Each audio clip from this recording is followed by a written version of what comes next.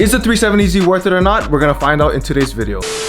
What's up guys, welcome back to the vlog, welcome back to the channel. Again, I'm Lance and I always say this, the dream is just to build cool cars and have fun with them. So if you guys haven't subscribed to my channel, make sure you guys subscribe to my channel. We got the GTR wide body build in process, as well as we got the new 370Z Nismo. And just to remind you guys that I do post videos every Tuesday and you guys should hit the post notifications, because why?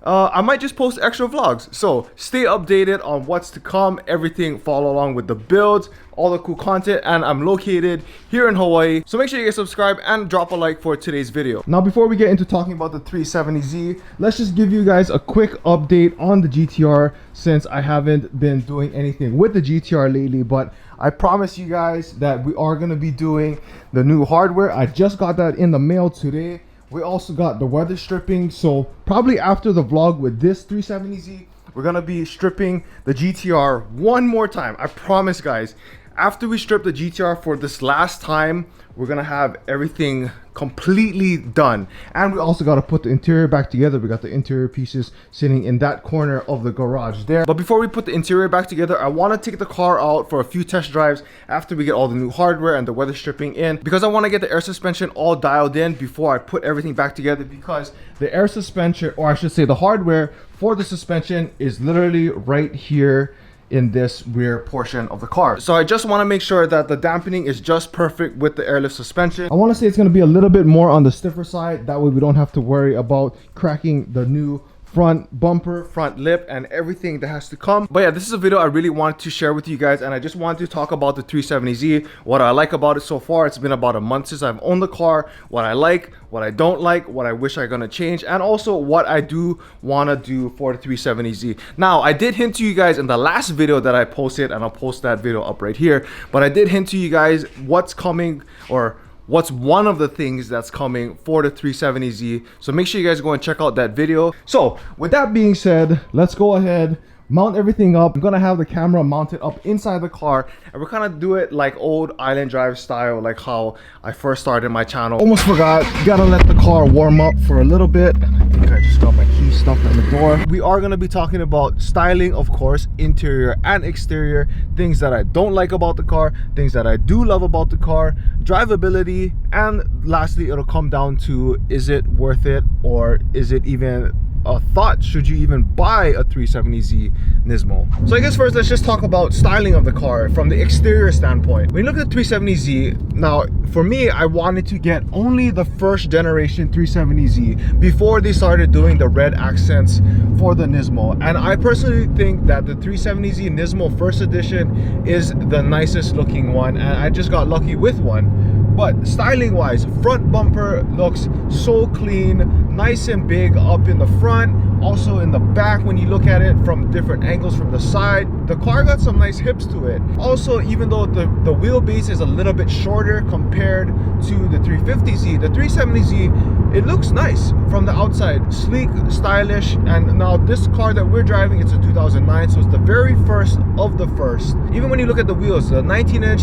raised 370Z Nismo wheels look really nice. And a lot of guys, even the 350Zs, 300s, even some people run it on their Gs, like the G line of the Infinity. To me, it's probably the nicest wheels that Nissan has made in comparison to the newer generations of the 370Z wheel styling. I like the first gen the most. Now, even when you look at it from the front with the headlights, you know, really more updated, a little bit more angles to it compared to the last gen of the 350Z. And instead of having that blocky look, they tried to go with a little bit more modern styling with different kind of angles and stuff like that. So that's a plus as well. Even for the rear end, I really like the way it looks. Now, speaking of the rear end, I do love the wing from the 370Z Nismo. Now, it's not, when you drive, like for me driving right now, it's really nice if you look at it from the outside, but from the inside, when you're driving the car, it really takes up everything from behind me, and I really can't see that much when I have that rear wing. But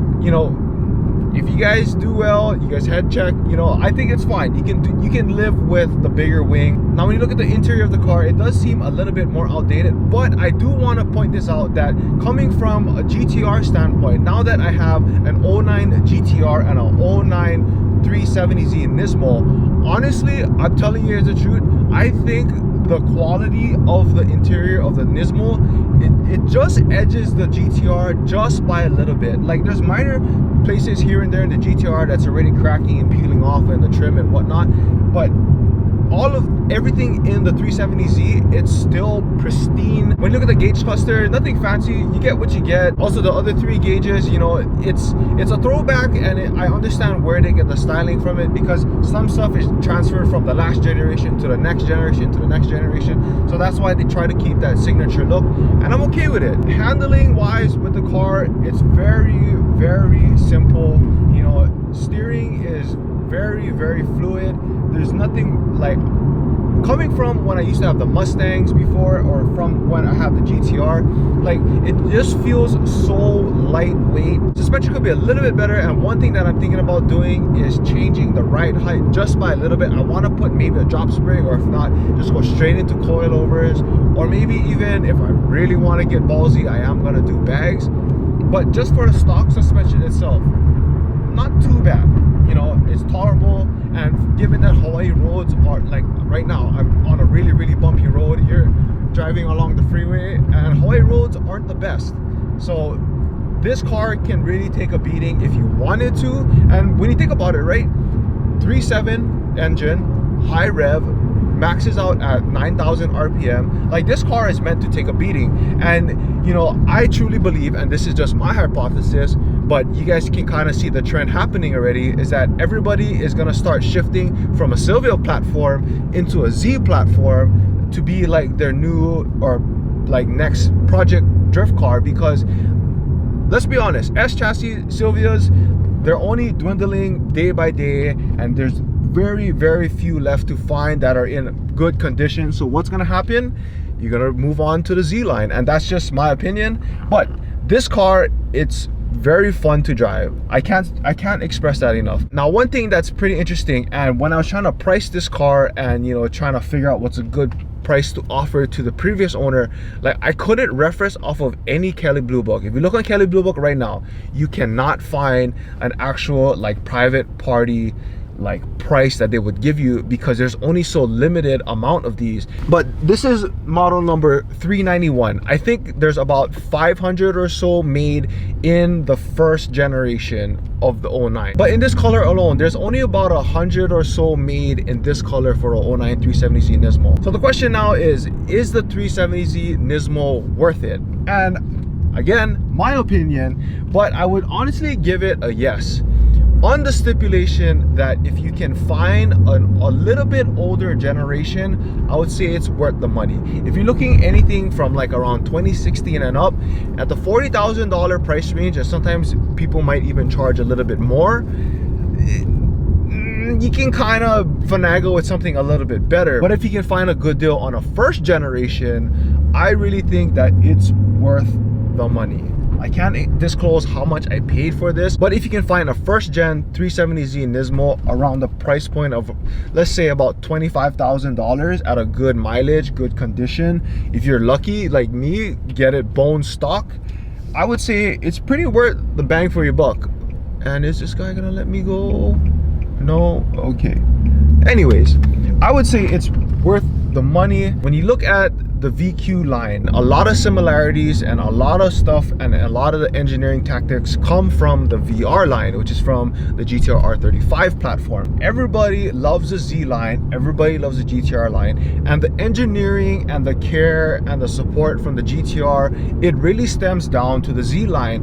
And I think that you can really do a lot of damage, or no pun intended, but I really think you can do a lot of stuff with the 370Z. And at a budget price point, you can still take the car to another level and still awaken the car and just add a little bit more pep into the car. Also, one thing that I forgot to mention is that you do have the S mode, also known as like a Rev Matching. And you'll know if S mode or Rev Matching is on or off when you have an S next to the gear that you're in. When you look at your tach, for example, I'm in 6, right? And I want to go down into like 4. The car will automatically just rev itself up to the point where it should be at the right RPM, so that you can just drop into a gear a little bit faster. But for me, I like to turn it off, and I'm just a little bit old school that way. But I want to be able to just do everything myself.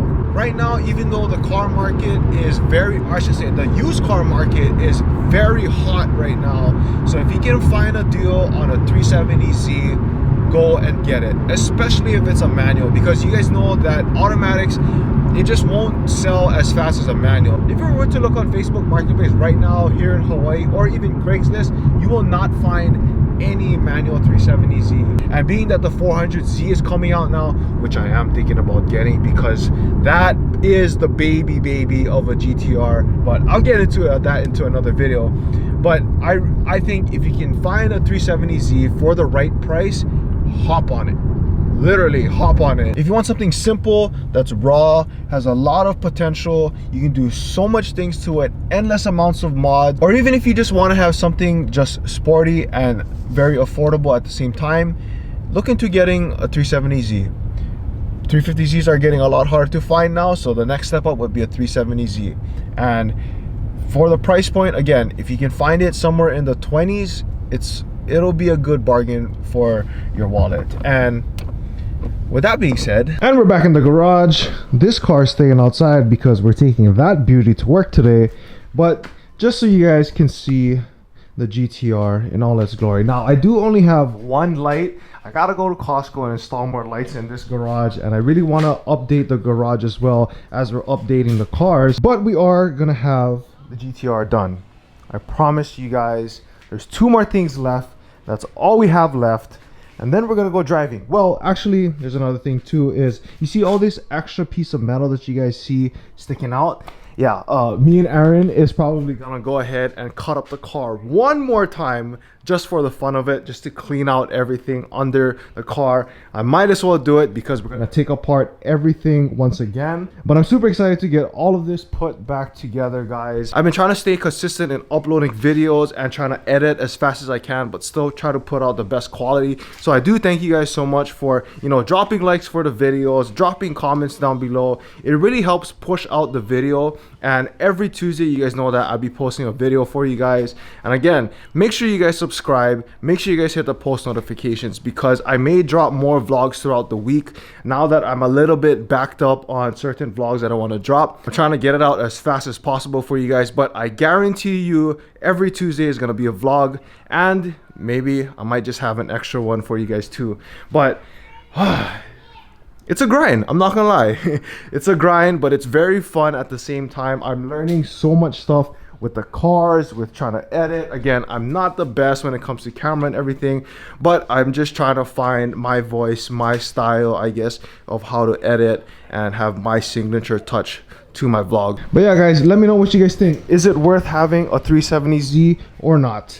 Let me know, drop it in the comments. If I miss anything, make sure you guys add it into the comments as well. I know a lot of you guys have questions or maybe have extra stuff to add with the 370Z. And thank you guys so much for watching my vlogs. Again, if you guys haven't, make sure you guys share the vlog channel as well. It'll really mean a lot. I'll see you guys on the next video. Remember, you guys are all called to be great in your own way. Stay driven, and always to remember, challenge your standards.